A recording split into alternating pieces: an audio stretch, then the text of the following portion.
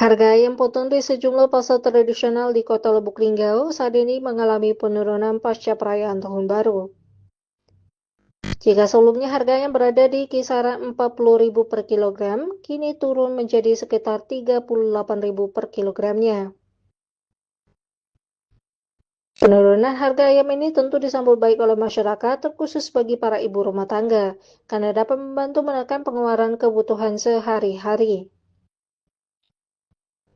Para pedagang ayam menyebutkan turunnya harga ayam terjadi karena permintaan pasar mulai kembali normal setelah tingginya konsumsi pada momen libur akhir tahun.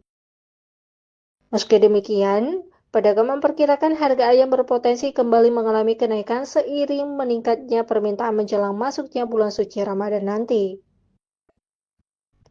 Para pedagang berharap agar harga ayam tidak melonjak tajam dan tetap dalam keadaan stabil, sehingga aktivitas jual beli di pasar dapat berjalan normal dan tidak mengalami penurunan jumlah pembeli.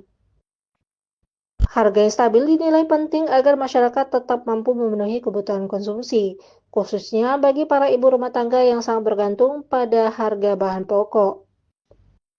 Stabilitas harga ayam diharapkan dapat menjaga daya beli masyarakat, sekaligus mendukung keberlangsungan usaha para pedagang di pasar tradisional.